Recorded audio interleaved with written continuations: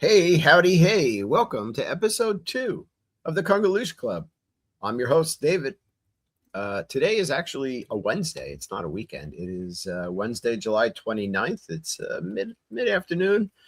And I want to welcome everybody in. I think the last time I recorded the first episode of the Kungaloosh Club, our introduction, I forgot to, although my name's at the bottom of the screen, I forgot to say I'm your host, David. Again, this is all coming back to me, but I am your host, David.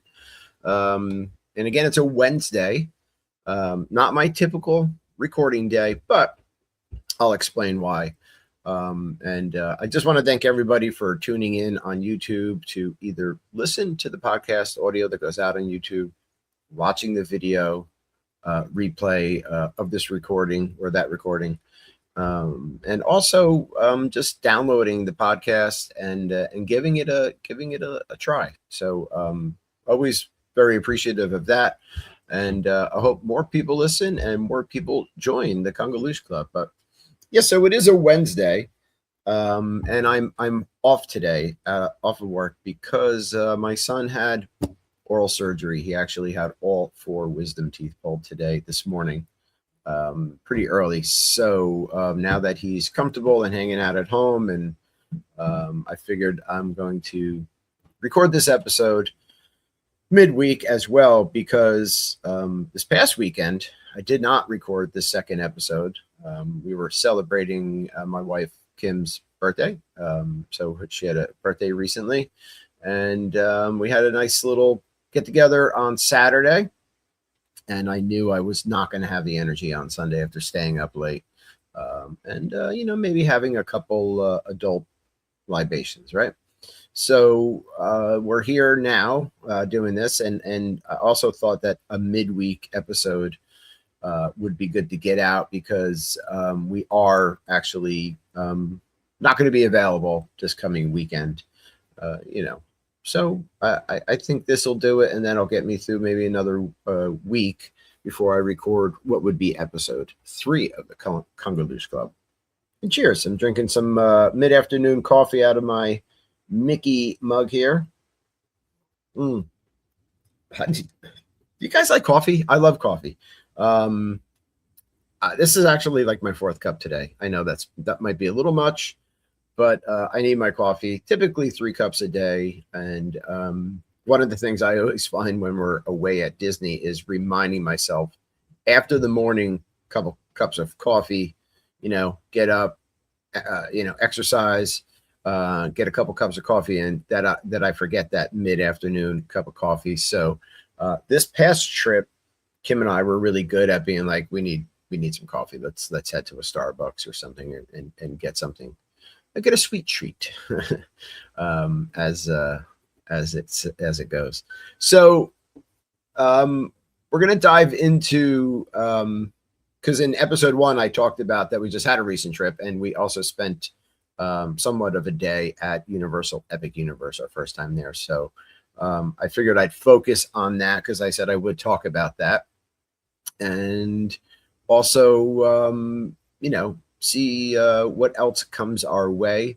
Maybe a little comparing of visiting Universal and Disney for people that aren't that common at visiting Universal or don't visit often. It's been a very long time since I've been there. So we could talk about that, and also start thinking about some future episodes of, the Kungaloosh Club. But before we do any of that, I thought that I would talk about our friends over at D Magic World. And if you're watching this on YouTube on a replay, or however, you're going to see the homepage for D Magic World, dmagicworld.com. I thought it would be pretty cool to just go through the site itself and show that instead of just some pictures.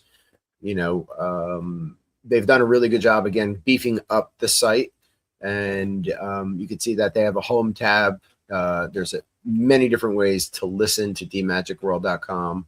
They have their own radio. It's also available on an app, which I've gotten on my phone, so I can listen to D Magic World on the go now as well, without even heading over to dmagicworld.com through the internet. There are also park wait times that have been added by Jasper. And it's not just U.S. parks; it's Disneyland Paris and the parks in Asia. So that is really cool. There's a search function. There is a tab that takes you to our Facebook group. Now that's Disney. If you wanted to, you can also get in touch with D Magic World, and you can then scroll down and listen live, or you can again check out the wait times. But you can request a song. So, again, if you're a fan of Disney music and Disney parks music, you put the request in, it's going to get played. Jasper's not messing around over there, so it'll come on eventually. And I think that's a really cool feature too, because you're part of the music, you're part of the show there. So go check out dmagicworld.com today. All right, now let me stop sharing my screen here. There we go. All right, cool. And let's start talking about Epic Universe and going from staying on property at Walt Disney World. Again, we stayed at the Polynesian Resort, and then we didn't stay at Epic Universe. We Ubered over. So and we got there fairly early. My son, again, Colton, really wanted to go see Super Nintendo World. He's seen some vloggers and or people that he knows in the music industry from listening to their music and seeing them visit Epic Universe. So Universal Epic Universe is the newer Universal Park in Orlando, Florida. And it's been open, I guess, somewhere around 13, 14 months. So still fairly new here. And they have 4 different lands or portals other than when you first get into Epic Universe, they have something called Celestial Park. There's also the Ministry of Magic, which is the Harry Potter themed land. There is Dark Universe, which is all the original really cool, monsters like the werewolf, Dracula, etc. There is an Isle of Berk, which is How to Train Your Dragon. And then there is a another land. And why am I forgetting it? So, yeah, no, that's it. Yeah, I thought I missed one there. So Harry Potter, monsters, How to Train Your Dragon, and Super Nintendo World. And then again, you're coming into Celestial Park. So let me just talk about, we got our tickets for Universal, and I also went online just like I would for Disney and requested their version of, like, Disney has the Disability Access Service Pass, or the DAS, which is for people with cognitive disabilities. Again, our son is on the spectrum, so we've been applying for that at Disney, and the process has gotten a lot more streamlined. I have not had any issues at all. The process has been really quick in the past couple of years of getting to a cast member online, talking about our needs and doing that. With Universal, it's a little different because they use an outside third-party company that facilitates the need. But I was able to, figure all that out and upload some documents, which Disney doesn't do. Universal has an upload thing in this app that you can upload some documents, and I did. That kind of just shows diagnosis type stuff. So, after submitting that, I got some emails back that, Colton was approved for their version of the Disability Pass, and that somebody would reach out a couple days before our trip to discuss our needs more in depth, which did happen. Again, we were staying on site at the Polynesian Resort. And I I got a call while I was in the Great Ceremonial House of the Polynesian from the Universal team. Mm, good coffee here.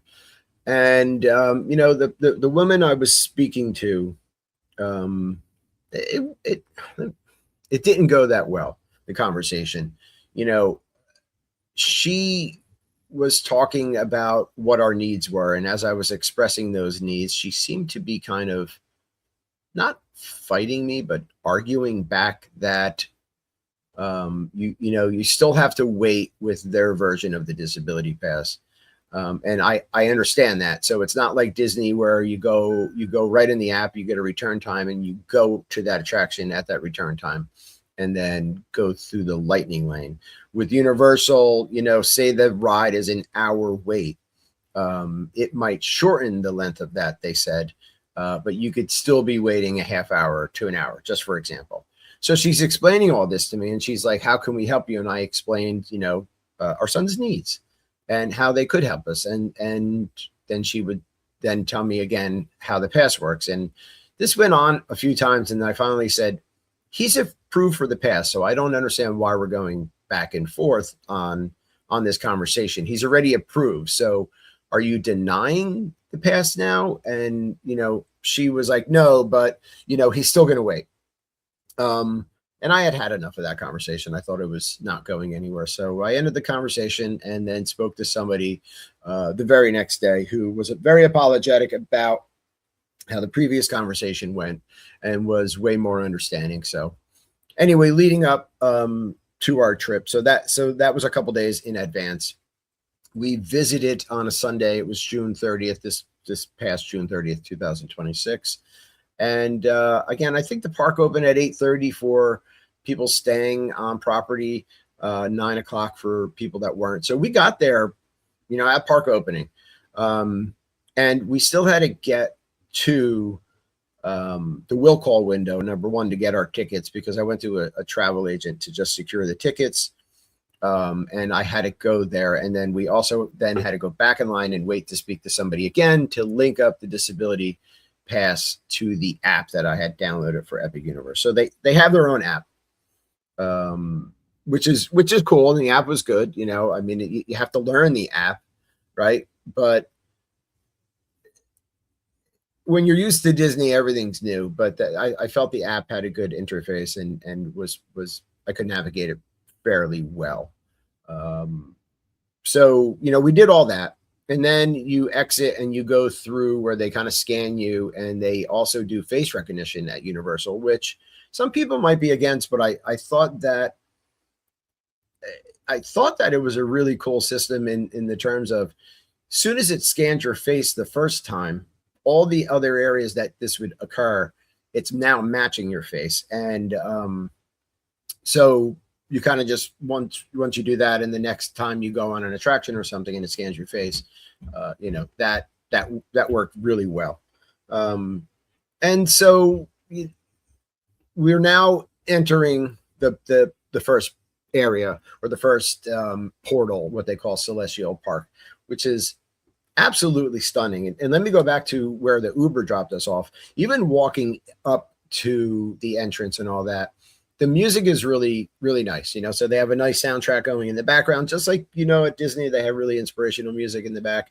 Universal Epic Universe had very cool music playing in the background. So it sets the tone. And then you're walking in and you get into Celestial Park, and it's absolutely beautiful. I mean, the theming at Epic Universe is insane.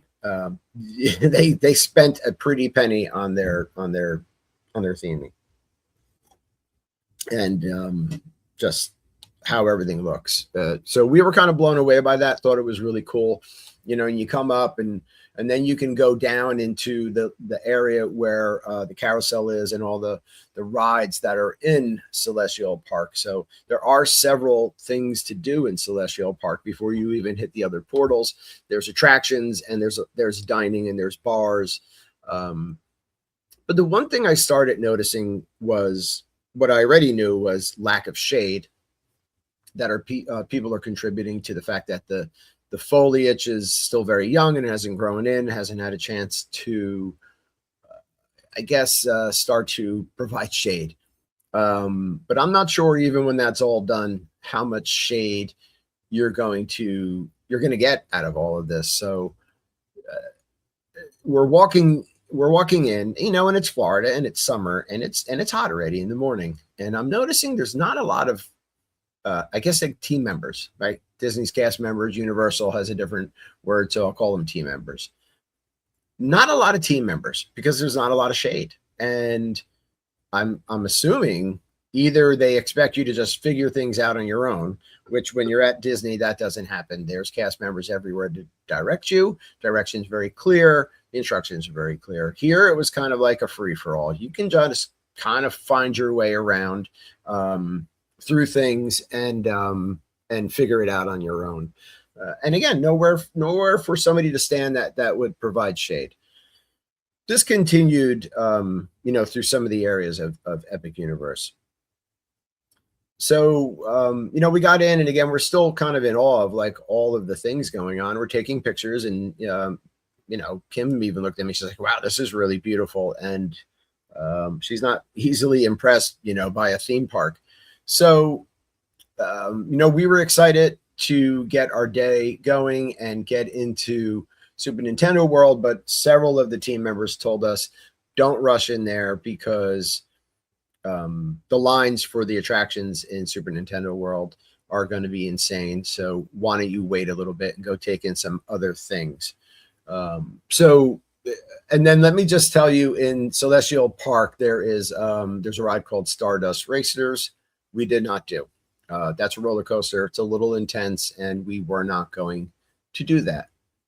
In Celestial Park, there's something called the Constellation Carousel, which we did wind up doing a little later on in the day. But we decided to take the advice of some of the team members, and we went into Dark Universe, again, the land where the original monsters are. And again, theming, incredible, over the top, awesome. The land itself, once you get through the portal, was kind of tight, narrow. This isn't like walking through Magic Kingdom and getting into a land like Frontierland where it's kind of spread out and there's a decent amount of space.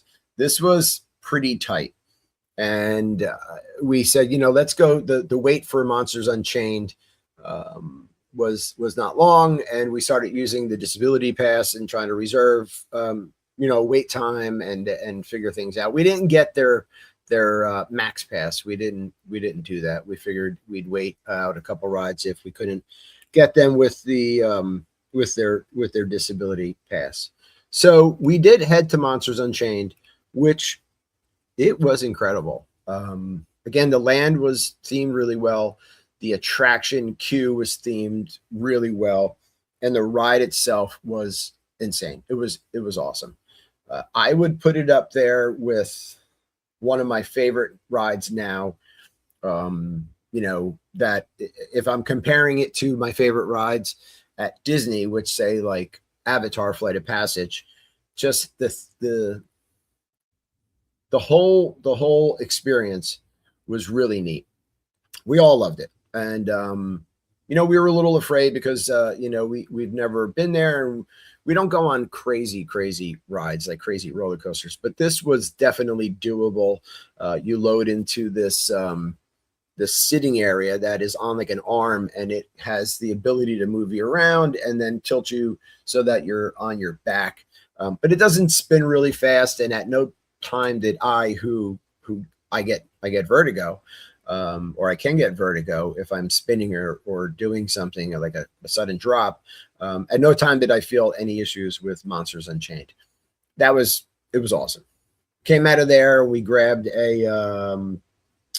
one of their pretzels. It's a Frankenstein, the monster shaped. It's his face, which is really cool. But the pretzel itself, again, it's. Let me tell you, it's not a Mickey pretzel. It didn't taste that good. The three of us all had some.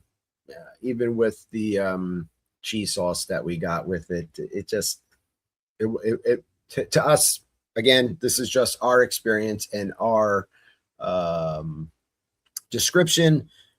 But and let me come up with a new judging scale here, or a rating scale of like an item. So we're going to use the Kungaloosh Club and say out of 5 Kungalooshes, the pretzel was, I would say, a 2. So 2 Kungalooshes out of 5. Okay. So that'll be our new rating scale here on the show. We'll establish that. 1 out of 5 Kungalooshes.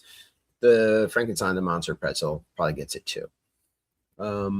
Now, what did we do? So we're looking at other wait times, and we noticed that in Ministry of Magic, the Harry Potter area, the battle at the Ministry is down.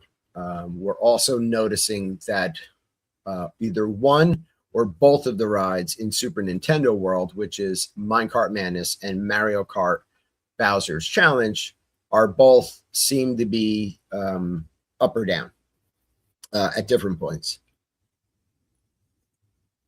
So we went into Super Nintendo World, and it is incredible and a sensory overload all at the same time. You're walking into it once you come through the portal. If you take the escalator or the elevator or whatever, and you get in there on the second floor, it is basically a square with 0 shade at all. It's like being in the game, but there's no shade. There's nothing. You're baking in the sun. And the sensory is a lot. I was pretty much on overload. Colton did okay with it.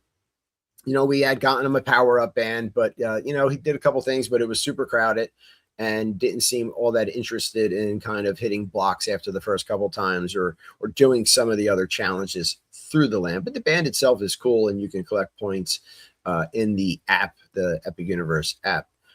And, you know, we looked around. We went into the stores.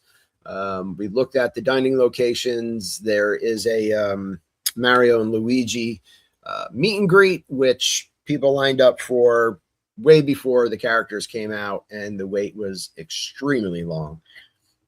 So we were trying to move around and went to go. We reserved through the disability pass. We reserved the Minecart Madness. We reserved Mario Kart Bowser's Challenge. We did not do Yoshi's Adventure because it was, again, very hot, and that thing, you're in the sun a long time, and it's a slow moving little ride. So we weren't going to sit there and bake in the sun for something that seemed to be for younger children.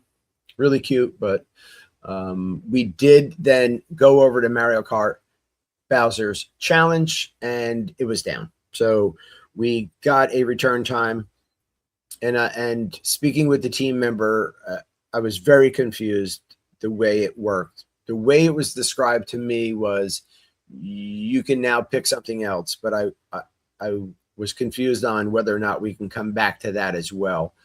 And this is where I think the difference in the team members and cast members. Again, very clear instruction at Disney. The team members at Epic Universe in the areas that we went through seemed to be not giving very clear instruction, or too busy speaking to each other to then provide clear instruction, and not in an unpolite manner, just in a different tone or manner than you, I guess, be used to at Disney. So we had to leave, and now we're trying to figure out what we're going to do. We wanted to go do Minecart Madness and couldn't do that because that was down. Again, look back in the app, and Ministry Battle at the Ministry is still down.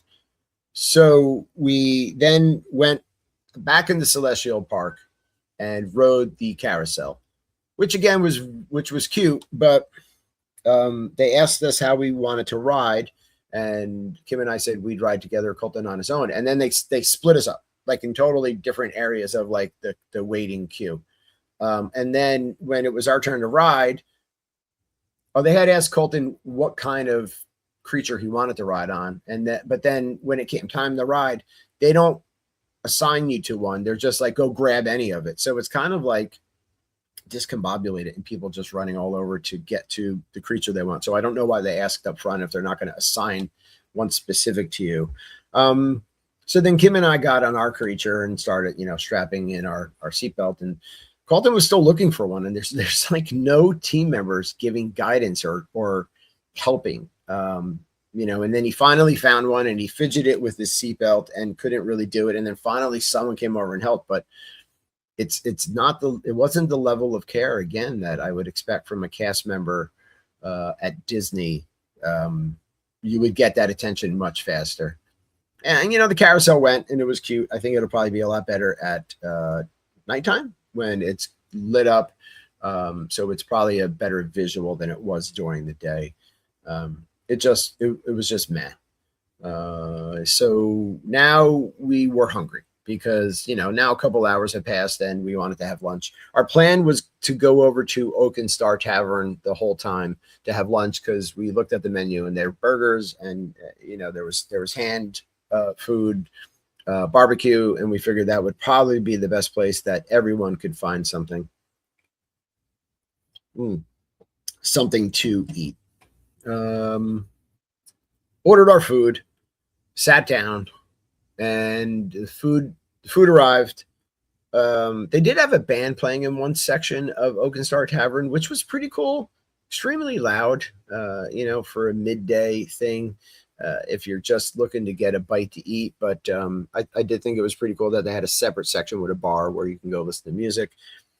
Food arrives, and let's again say very underwhelming. Not the best theme park quick service food. I got a burger. Colton got a burger. Kim got some sort of diety friendly type thing. I don't even remember what you got. I can tell you that my burger was probably under 2 Kungalooshes. Let's say maybe even 1.7, 1.8 Kungalooshes. Colton just said meh to his burger. And that was it. I had a beer. I enjoyed my beer. And we left Oak and Star Tavern. Very underwhelming food that we had. Maybe other choices there or better. I wasn't blown away by it at all.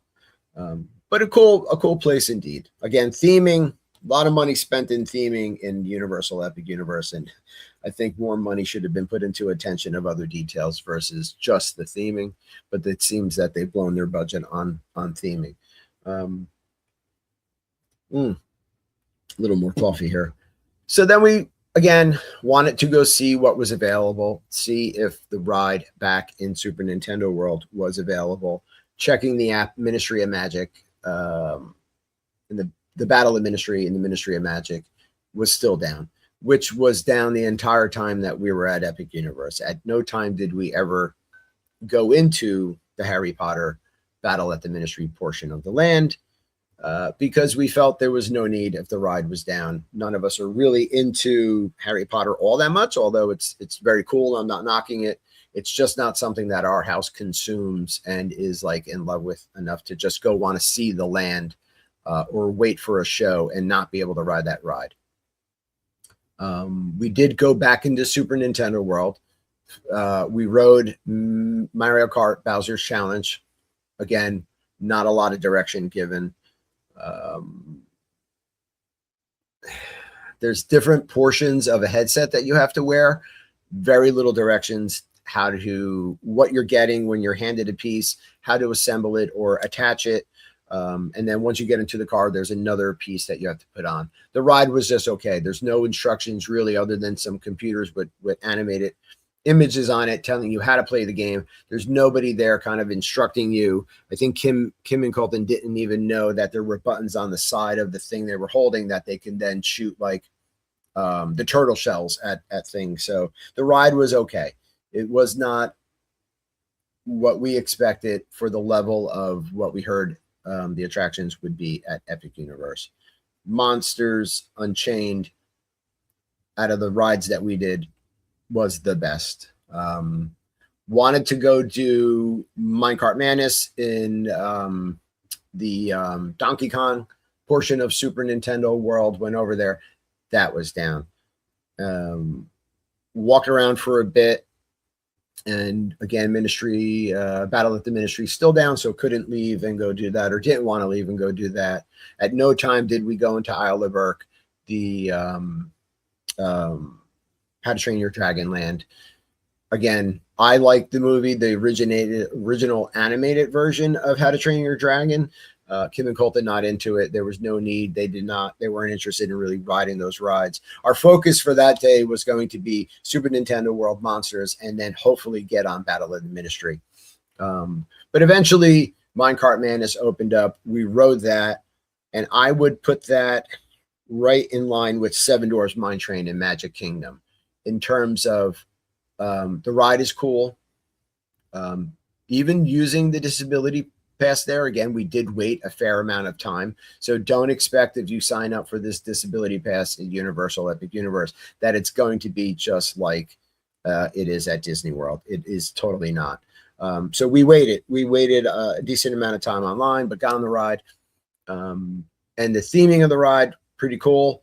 The ride itself, cool. Duration of the ride, short.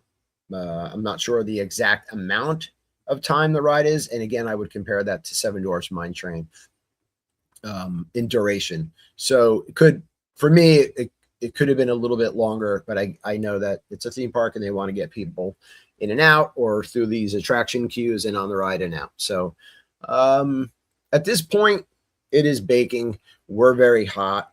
Battle of the Ministry still down, and we made a family decision. It was about 3 p.m. at this point. So we got there at 9 and we were there till 3, which is a long park day for us. We do not, when we're at Disney, we do not rope drop to close. We are not those people. We will go to the park in the morning. We will leave. We will swim. We will shop. We will break, eat, go back at night, or go at night and just hang out during the day. So we left at 3 p.m. At that point, we figured we're not going to just wait around for Battle at the Ministry to open. We couldn't really take the heat anymore with the lack of shade. And walking again through the park, I don't blame the Universal team members for maybe not being so visible because there's nowhere to stand. Just even like a simple umbrella providing some shade for somebody to stand who's going to be helping people. There was nothing there. So we bolted and we went back to the Polynesian and went to our room, put on our bathing suits, and immediately dove into the pool to cool down. So that was our day at Universal Epic Universe. I could say I'm in no rush to go back to Epic Universe. Aside from the theming, I wasn't really impressed with anything that's going to draw me back there. It is, I think, and I'm sure there's a lot of people that are into Epic Universe and like, you know, that aren't just into the other Universal parks in Orlando, that really enjoy it. And I think that if we went at a different time of the year where it wasn't as hot, we would have had more time to enjoy it, or not wanted to leave at the time that we left. We just couldn't take it anymore. I mean, it was, we felt like we were burning. Where again, when you're at Disney, this feels like there's more opportunity for places to break and places to get shade, places to sit. They had benches at Epic Universe. There's nobody sitting on them. They're out in the open, totally exposed. So we left and we went back.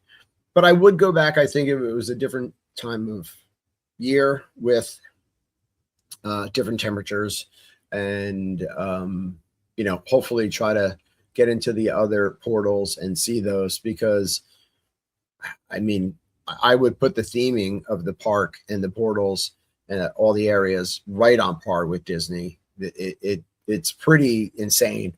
And again, the music, inspirational, you know, so I can get why people are drawn to it. But not really for us. We're Disney people, which is why I run a Facebook group. Now that's Disney, which is why I'm doing this podcast. I used to do a live show. We're Disney people. So I focus mainly around Disney and Disney topics. But if there's Universal news or other theme park news, I'm going to talk about it here. I mean, I always need stuff to talk about, right? There's how much, you know, there's not always something fun or interesting happening or coming out of the world of Disney.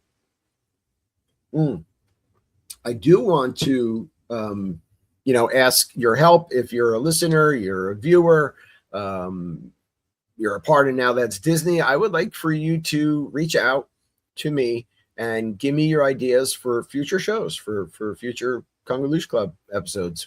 Give me topics, because I'm always looking for fun, interesting topics. And we're going to revisit some of the topics that we did from the Disney Night Live show, because we had some fun discussions on there, and a lot of good topics and ideas.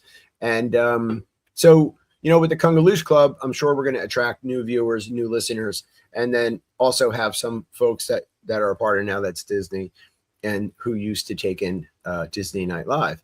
So I think we can revisit some of the catalog of ideas, but I want new ideas. I definitely want to get into the other parks that are not in the U.S., so non-U.S. based Disney locations, what they have to offer. I know that for me, I would love to see Tokyo Disney Sea. So Tokyo Disneyland probably would be outside of the U.S., not including Aulani Resort, because it's not a theme park, it's a resort. Tokyo Disneyland would be my outside of the U.S. Visit, bucket list visit. Aulani definitely for a chill, relaxing vacation. I've never been to Hawaii. I would love to go to Hawaii. Not just visit, the Aulani Resort, but also some of the other islands there and take that in, because it looks absolutely breathtaking. So I would love to do that. That's a future bucket list stay and a topic of what Aulani has to offer. We could also dive into the history of the Adventurers Club and seize and the meaning behind that, and how that the Adventurers Club played a role at Downtown Disney, which is now Disney Springs. So we could talk about that and some history on different items that are interesting Disney history, and of course upcoming news that we're unaware of. I also think it might be interesting to go back. I mean, we're 6 years past COVID, and kind of recount the steps of, how it happened and what like Disney World did with the closing and the different steps and some of the items that never returned. When COVID was totally, finished and it was safe to head back to Disney World, but some of the items that Disney did not bring back for their guests. But to kind of go through the timeline there of, when it was announced, what they were doing, the closings, the reopenings, the wearing a mask here, not wearing a mask there, and so how they worked it, and then the change of the Lightning Lane to the Genie Plus, and then now where we are right now with the Lightning Lanes and how that kind of progressed through all of that. Things like room service not being offered at Disney World resorts other than Grand Floridian. So, again, a lot of different things that we can get into. I'd also like to hear what you thought about our Kungaloosh Club theme song that I created recently. And also, maybe just show you around some of the artwork I've been handling here for the Kungaloosh Club. Obviously, if you're listening on the podcast, you cannot see it, but I came up with some cool artwork here. I think that serves the show well, and that'll be our artwork going forward for the time being. So pretty cool. And again, we're the Kungaloosh Club, the brand new podcast, brand new show on YouTube, but we're available on other social media outlets, available where all podcasts can be downloaded and listened to. And we'd love if you would continue listening and continue being part of the Kungaloosh Club. And just come be a part of the Ohana here. So again, welcome to the Kungaloosh Club, and we will take you out again with our new theme song, to end the show here. And we will also see you in the very near future for episode 3. And I hope that everybody has a great week and weekend ahead. And Kungaloosh, cheers to everyone.